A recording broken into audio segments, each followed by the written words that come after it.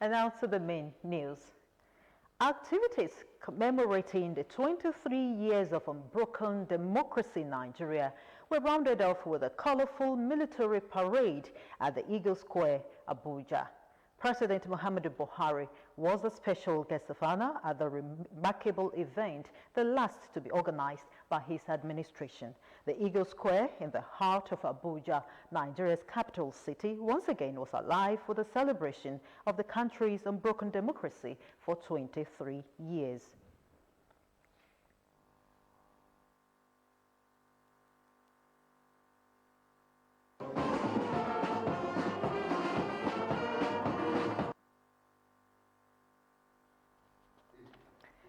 Since the rebirth of democracy in 1999, Nigerians have been reaping its dividends, taking ownership of government, enjoying the attendant freedom, and taking pride in the country's recognition as a force to reckon with globally.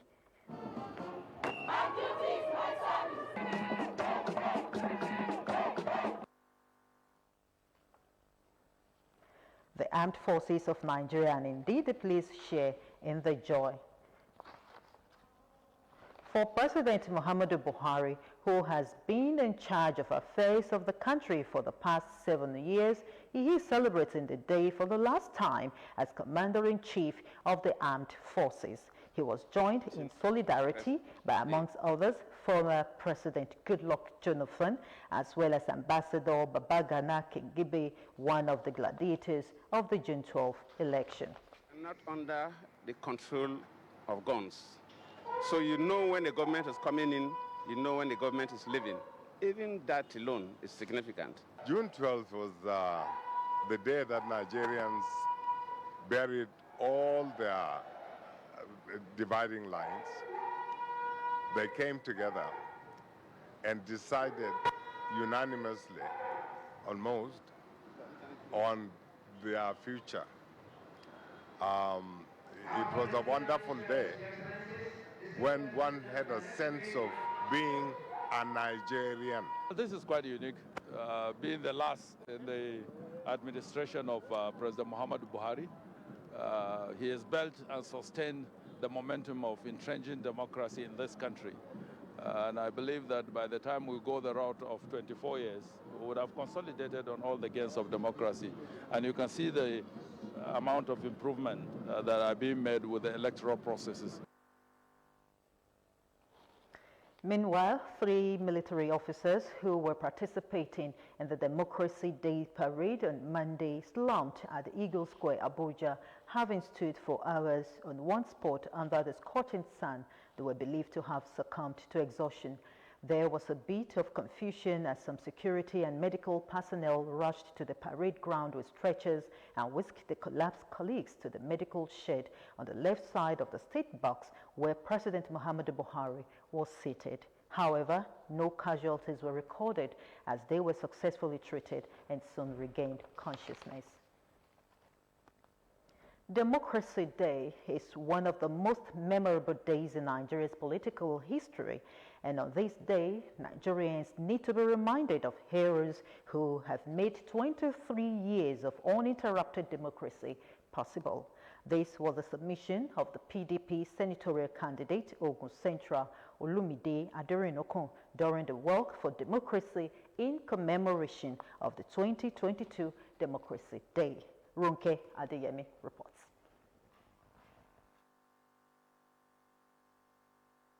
June 12, 1993 election would remain the freest and fairest election Nigeria had experienced, and in remembrance of the day, President Muhammadu Buhari's administration reviewed Democracy Day from May 29 to June 12 to honor the late Moshood Kashimawo Olawale Abeokuta, the winner of the 1993 election.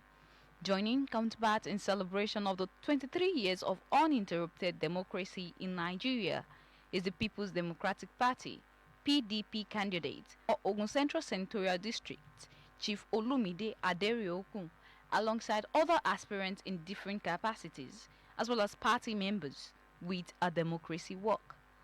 The walk had pit stops at different filling stations where free petrol was provided to Okada riders. Ogun Central senatorial candidate under the umbrella of PDP, Chief Olumide Aderonkun, emphasized that even after 23 years, Nigerians remains encouraged with renewed hope towards a better democracy. We thank MK Abiola, the winner of the 1993 June 12 presidential and non-election. So we want to give our people hope. You can see there's a lot of youth behind me. So we just want to stand and do a work, tell them that there's hope in Nigeria. Another candidate for Ogun State House of Assembly, Abeokuta North, Ahmed Oladimeji, asserted that the patriotic and peaceful struggles of the past eras should guide Nigerians in picking leaders and holding them accountable. Well, you can see it is quite obvious from the crowd. It shows that people are tired of the way democracy is being handled in Nigeria. With this is an indication that democracy will come back to its feet. Okada riders, who benefited from the free petrol, thanked Olumide Aderonkun for his kind gesture. Olumide Aderonkun is a philanthropist, and I pray God grants him his heart's desire. I thank the convener for this kind of exercise that serves as an upliftment to the people. The democracy walk, which attracted scores of people, kicked off from Pansheke to the late MKO Abiola family house in Bagura, Abeokuta. Aderonke Adeyemi, OGTV News. Ogun State Governor Prince Dapo Abiodun has urged all intending pilgrims to the Holy Land of Mecca to be mindful of their character, attitudes, and follow all laid down instructions guiding such pilgrimages at worthy ambassadors of the state. The governor, who stated this at the Send Forth program held for the pilgrims at Oba's Complex Okemoso Abeokuta, said Ogun State pilgrims who had previously gone on holy pilgrimage had distinguished themselves, therefore they should follow this precedence. Represented by his deputy, Engineer Noimot Salakowi Deli, Governor Abiodun, while congratulating the pilgrims for being part of this year's Hajj exercise, noted that for the past 2 years, intending pilgrims had to shelve the idea due to the outbreak of COVID-19 pandemic worldwide. Very mindful of how the intention that we take with us when we are going for Hajj, and make sure that the important thing is that we go, whatever little we can do, the Almighty Allah accept it for us, so that we can come back home to our families in good health and continue to serve Almighty Allah when we come back. The state government has put in place very good accommodation and logistic support for you while you are in Hajj. The governor advised pilgrims to the Holy Land to have the fear of Allah, be committed and abide with all Hajj rules, and use the opportunity to pray for Allah's protection over Nigerians, especially now that insecurity is plaguing the country. Earlier, in his welcome address, the Executive Secretary, Ogun State Muslim Pilgrims Welfare Board, Alhaji Dauda Salau, appreciated the state government for the financial support and providing enabling environment for this year's Hajj to be seamless and stress-free. In his message, the Chief Imam of the Governor's Office Secretariat Mosque, Imam Yunus Mujib, noted that participation in Hajj was the fulfillment of one of the pillars of Islam, urging Ogun pilgrims to be worthy ambassadors of the state and shun all evil acts. The federal government is perfecting plans to eliminate multiple taxation in the transportation sector. Permanent Secretary, Federal Ministry of Transportation, Dr. Magdalena Jani, has said, speaking on the sidelines of the just concluded 2-day National Transportation Technology Conference and exhibitions by the Forum of Transportation Commissioners in Nigeria, Ajani said the removal will help reduce the cost of transport business. Ajani, while addressing the conference sub-theme, intergovernmental cooperation between federal and sub-nationals in seamless policy, regulation and tax regimes, the role of natural gas expansion program, said streamlining the various taxation in the sector was necessary to enhance growth and development. She said it is high time the hydra-headed, unregulated multiple taxation in the sector be dealt with, as it is inimical to business sustenance. She said the law that governed the transportation sector apportioned rules for the federal, state, and local governments. Lagos Commissioner for Transportation, Dr. Frederick Oladinde, commended the efforts of the federal government in addressing multiple taxation in this sector. The federal government says it is targeting 70% of broadband penetration and not more than 390 naira per gigabyte by 2025. The Minister of Communications and Digital Economy, Professor Issa Pantami, said this while delivering a keynote address at the conference and exhibition of Association of Telecommunications Companies of Nigeria, ATCON, in Abuja. The program was tagged National Strategic Mobilization for the Actualization of National Broadband Target of 70% Conference and Exhibition. It had a theme, realizing the new set target of 70% of broadband penetration. Pantami, who was represented by the Director of IT Infrastructure Solution Department, National Information Technology Development Agency, NITDA, Dr. Osman Gambo Abdullahi, said broadband was the backbone of a digital economy. He said that the event was aimed at x-raying the current level of broadband penetration and consider areas of improvement not only to achieve the 70% broadband penetration but exceed it. He said it had been identified by industry experts that 10% increase in broadband penetration will increase the gross domestic product GDP of an economy by between 1.6% and 4.6%. He added that the current evaluation of the broadband plan achievements so far reveal that as of the first quarter of 2022, broadband penetration stood at 42.27%.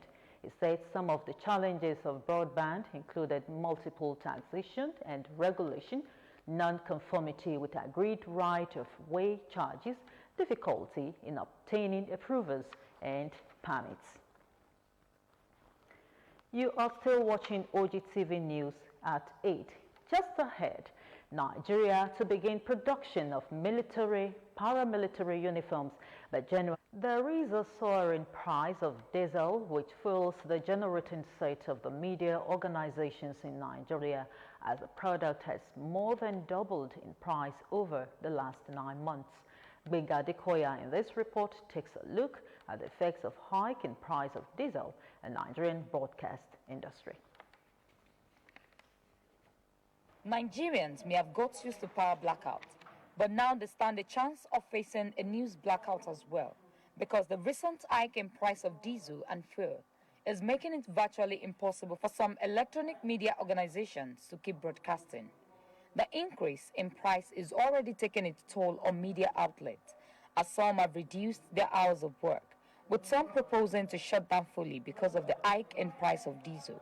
We have reduced our transmission hour, maybe to, it used to be almost 24 hours, now 10 hours. 10 hours. It's a serious affair. And it is also affecting our revenue, because people that want to advertise and they are not listening to us because of the cut in the hour of broadcast are disenchanted. Mrs. Bolatito Joseph, the Zonal Director, Federal Radio Corporation of Nigeria, Ibadan National Station, described the hike in diesel and fuel prices as very critical, worrisome, and challenging, saying it was in the public interest for media organizations to keep broadcasting. Right now, you realize that the price of diesel is already skyrocketing. And aside that, electricity is so scarce. At times, you don't get electricity for more than 5 minutes, maximum of 10, and this does not work well for broadcasting organizations. Kenny Ogungbe, a Nigerian DJ, music producer, television presenter, and music executive, who is the founder of Kenny's FM, said broadcast stations are going through tough times now than ever due to the epileptic public power supply, exorbitant cost of diesel, as well as high cost of broadcast equipment, which totally depends on importation. Rate of diesel is way above whatever. 2 days ago it was 650, Yesterday was 700. Tomorrow is going to go up. We need to be able to understand the dynamics of economics, to be able to treat broadcasters well by the advertising advan, the advertisers themselves, AAPN or MIPAN, the people that put adverts on radio and television stations, so that the radio and television station that we all know will be able to be a robust company.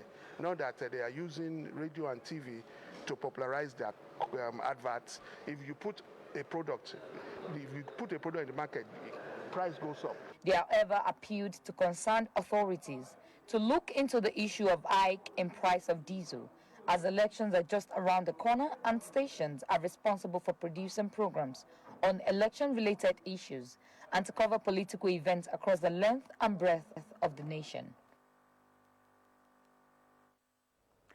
The Nigerian Postal Services has signed a memorandum of understanding with some technology firms over tech-based delivery and self-service systems. The postal agency signed agreements with eGate Egypt over last-mile delivery services, Access Solutions Limited over the provision of self-service kiosk for daily need transactions, and with Leader.net over the provision of registered communication system. Speaking at the signing ceremony in Abuja, the Postmaster General of the Federation and Chief Executive Officer NIPOST, Dr. Ismail Adewusi, said a strong technology system must be established as an efficient engine of digital economic growth. According to him, the competitiveness which exists in the industry is compelling the postal agency to adopt more business-like and creative approaches in meeting the needs of its customers. Adewusi disclosed that NIPOS had formed partnership to develop an application to provide 3 basic services: registered SMS, registered email services, and registered document delivery services. The Academic Staff Union of Universities, ASU, has threatened to query universities that have failed to comply with its decision to remain on strike while negotiations with the federal government continue. ASU President Professor Emmanuel Shodeke said this in Abuja. The striking lecturers' demands include funding of the revitalization of public universities and academic allowances, university transparency, accountability solution, and promotion arrears. Professor Shodeke also noted that since the last Tripartite Plus meeting called by the Chief of Staff to the President on the ongoing industrial action over a month ago, there has been no other meeting. He said that there was nothing concrete that came out of the last meeting that was held at the Villa. He also said that the union will be meeting with the government within the week. The Joint Admissions and Matriculation Board, JAMB, has disclosed that tertiary institutions in the country has failed to fill 405,256 admissions quotas. The development is coming at a period when the country is witnessing an increase in the number of admission seekers yearly. In 2021, the board stated that a total of 1,351,215 candidates registered for the Unified Tertiary Matriculation Examination and Direct Entry. According to the board, there was a huge leap in 2022 as a total of 1,837,011 candidates registered for the UTME-DE. But the latest statistics made available on the website of the board for the 2020-2021 admissions reveal that 405,256 admission quotas were not filled by institutions. According to JAMB, a total of 601,775 admissions quota were made available to universities, with federal universities having 259,292 quotas, state universities 221,545, and private universities 120,938. The board, however, noted that 179,400 330 quotas remained unfilled. The board further attributed some causes of non-admissions to the rank O-level subject combination, low post-UTME screening score, non-acceptance of admission offer, duplication of application, absence from post-UTME screening, and mismatch of catchment areas. Contrary to speculations that the deadline for the ongoing registration of voters has been extended to August 31, 2022, the deadline remains June 30, 2022. Following clamor for extension of the deadline due to upsurge in the number of potential registrants and attendant logistics hitches, the Independent National Electoral Commission (INEC) last week said extension might be considered. On Monday, online reports claimed the deadline had been extended, prompting celebration in some quarters. Asked if it was true the deadline has been extended to August 31, 2022, Mr. Rotimi Uyikomi, Chief Press Secretary to the INEC Chairman, Professor Mahmoud Yakubu, said it was not true. The deadline for the continuous voter registration CVR is still 30th June, but the online pre-registration service closed since 30th May. He said what the Commission has done to respond to the surge in numbers of those who want to register is to deploy more INEC voter enrollment devices to areas where the pressure is highest. These areas are all the states in the Southeast region, Kano, Lagos, and the FCT. The Infrastructure Concession Regulatory Commission (ICRC) says Nigeria will begin local production of uniforms for its military and paramilitary personnel from January 2023. The Commission said in a statement by its acting head, Media and Publicity, Nanji Yangli, in Abuja, that the production of the uniforms will be a joint venture project. The Commission said that the public-private partnership between Defense Industries Corporation of Nigeria, DICON, and SAW Corporate Wear would lead to the creation of SAW Corporate Wear Nigeria Limited. The Acting Director General of ICRC, Michael Ohiani, at the meeting charged all stakeholders in the project to resolve all issues hindering the completion of the factory and reports to the Commission in 1 week. Also, Dr. Jobson Iwalefo, Director of Contract Compliance Department, ICRC, during the rescheduled meeting, urged all stakeholders to ensure that the project was completed within the stipulated time frame.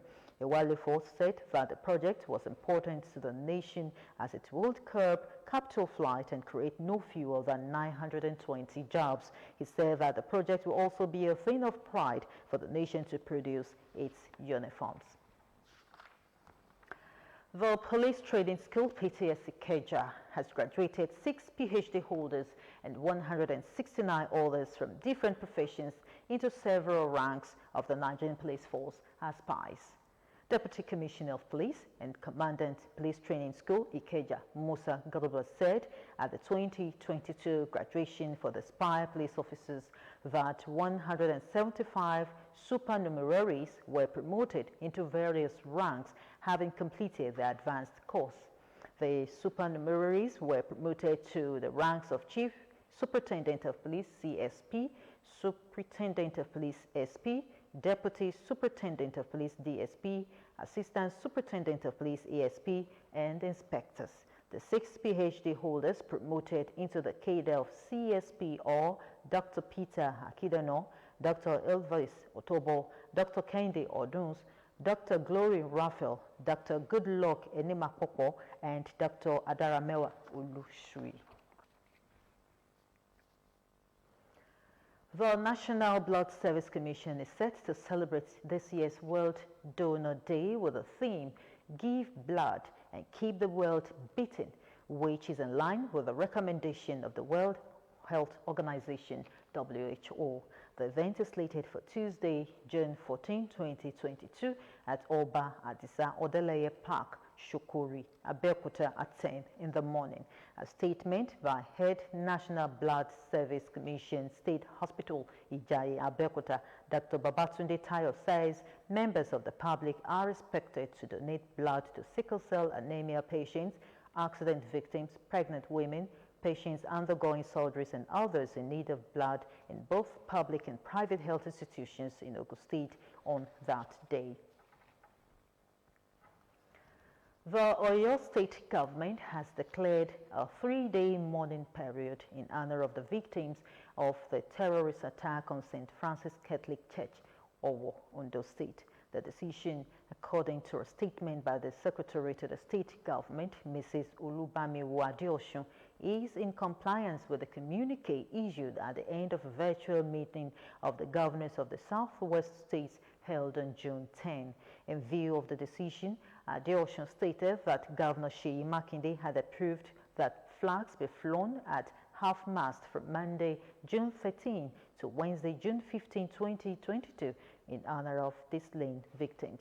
The governors condemned in very strong terms the horrendous crime perpetrated by terrorists against the people and residents of Owo, Ondo State, and by extension, the peace-loving people of the Southwest. The governors' meeting recommended an increase in the scope of surveillance of the activities of the undocumented settlers by relevant security agencies in all the states.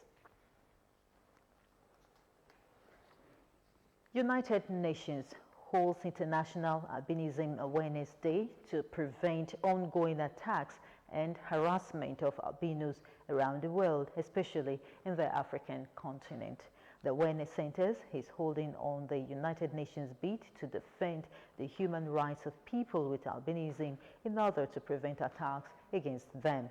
According to UN, nothing less than 75 people living with albinism were reported killed between 2000 and 2016 in Tanzania. The world's governing body also disclosed that since November 2014, there have been more than 20 murders of people with albinism in Malawi and at least 170 attacks in total across sub-Saharan Africa, and sadly noting that these are only reported cases. There are widespread concerns in the world and mainly in Africa as many children with albinism are accused of witchcraft, consequently ostracized, abused, or killed. It exposed that most of these inhumane acts against albinos are prevalent in Africa, adding that a Malawi court in 2019 sentenced 3 people to death over a murder of a person living with albinism. Diocese of Yewa Church of Nigeria Anglican Communion has drawn the curtain of its 3rd session of the 11th Synod with the theme, Enter Through the Narrow Gate. The diocesan bishop, Right Reverend Michael Oluwarumbi, at the event charged Christians to live each day with eternity in view. Margaret Okunlola covered the event held at St. Paul's Anglican Church, Ayetoro, Yewa North. Her report.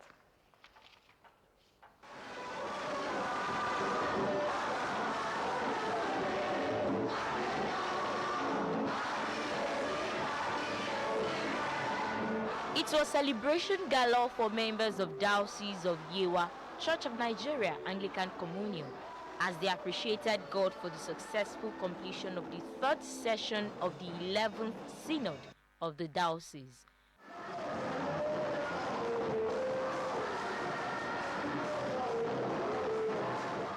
With the theme, Enter Through the Narrow Gate, the preacher called on Christians to remain steadfast in God and continually uphold their faith. Our focus is heaven. Whatever that will take us to get to that kingdom, we must ready to pay the price.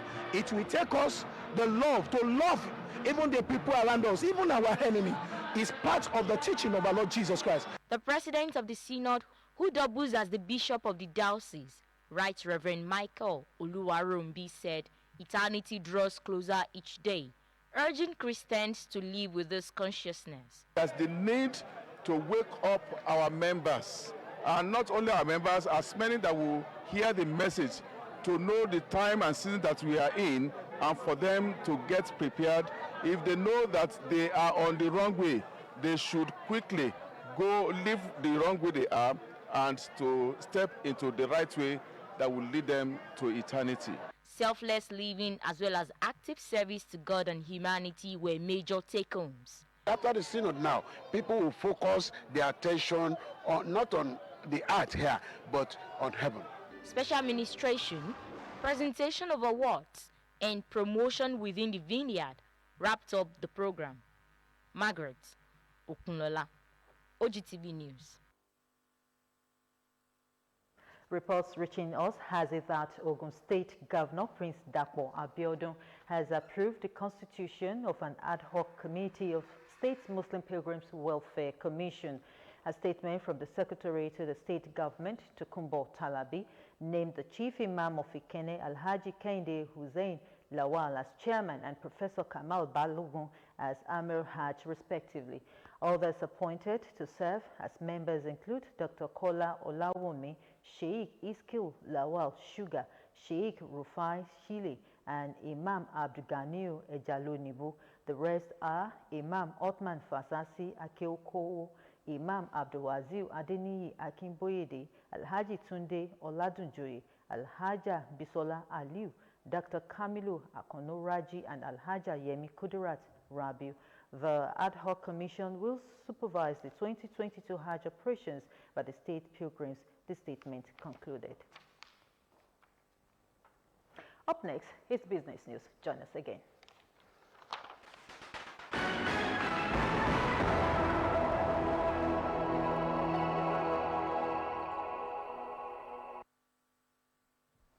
Welcome to the business segment of the news. The federal government's total borrowing from the Central Bank of Nigeria through Ways and Means advances rose from 17.46 trillion naira as of December 2021 to 19.01 trillion naira as of April 2022. According to data from the CBN, this represents an increase of 1.55 trillion naira within the first 4 months of 2022. The 19.01 trillion naira owed the Apex Bank by the federal government is not part of the country's total public debt score, which stood at 41.60 trillion naira as of March 2022. According to the Debt Management Office, the public debt stock only includes the debt of the federal government of Nigeria, the 36 state governments, and the Federal Capital Territory, according to the Section 38 of the CBN Act 2007. The Apex Bank may grant temporary advances to the federal government with regard to temporary deficiency of budget revenue at such rate of interest as the bank may determine. The Act read in part, the total amount of such advances outstanding shall not at any time exceed 5% of the previous year's actual revenue of the federal government. All advances shall be repaid as soon as possible and shall in any event be repayable by the end of the federal government financial year in which they are granted, and if such advances remain unpaid at the end of the year, the power of the bank to grant such further advances in any subsequent year shall not be exercisable unless the outstanding advances have been repaid. A closely watched gauge of mortgage application activity slid to a more than 2-decade low last week as elevated home prices and rising interest rate dragged further on purchase and refinancing activity. A Yahoo Finance report said the Mortgage Bankers Association's weekly market composite index tracking mortgage application volume sank 6.5% during the period ending June 3. This represents a 4th consecutive weekly decline and extends a 2.3% drop from the previous week. Refinancing applications fell 6% week on week and were down 75% compared to the same time last year. Meanwhile, purchases fell 7% from the prior week and on a seasonally unadjusted basis were lowered by 21% compared to last year. The Nigerian insurance sector grew by 15.68% in the first quarter of the 2022 financial period, according to figures obtained from the National Bureau of Statistics, NBS, on the country's gross domestic product. The statement said the finance and insurance sector consists of 2 subsectors, financial institutions and insurance, which accounted for 89.12% and 10.88% of the sector, respectively, in the real terms in first quarter 2022. As a whole, the sector grew at 32.29% in nominal terms year-on-year, with the growth rate of financial institutions at 34.65% and 15.68% growth recorded for insurance. The overall rate was higher than that of first quarter 2021 by 30.14% point and higher by 7.36% point than the preceding quarters. There was widespread blackout across the country on Sunday following the collapse of the national power grid, making it the fifth collapse of Nigeria's electricity grid in 2022. It was learned that the grid collapse on Sunday occurred around 6:49 p.m., leading to the shutdown of the outgoing electricity feeders of some power distribution companies. The Enugu Electricity Distribution Company, PLC, and Kaduna Electricity Distribution Company, in separate messages obtained by our correspondent, confirmed that the grid collapsed. Findings and earlier shut down that the quantum of power on the grid as at 6 a.m. on Sunday was 3,628.6 megawatts, but it was gathered that this crashed significantly in the evening, leading to the eventual grid collapse. Nigeria's power grids had collapsed twice in March and twice again in April this year, as the power generation on the system had continued to fluctuate due to the various concerns such as gas constraints, water management challenges, gas pipeline vandalism, among others. The National Assembly has called on the management of the Advertising Practitioners Council of Nigeria, APCON, the need to regulate advertising within the digital space. This follows several petitions by concerned Nigerians over unwarranted content being shared across different social media platforms. Speaking on this development in Lagos recently, the Registrar Chief Executive of APCON, Dr. Lekon Fadalukpo, said, "How will a mother feel seeing a 10-year-old watching obscene adverts on the social media through his or her phones, or a traditional medicine advertiser claiming his drug is capable of curing over 200 diseases?" According to him, the position of APCON about indiscriminate advert placement in the social media space is to sanitize the system and make advertisement conform with the laid down rules and regulations. And that was business news. Back to Yabo for the rest of our bulletin.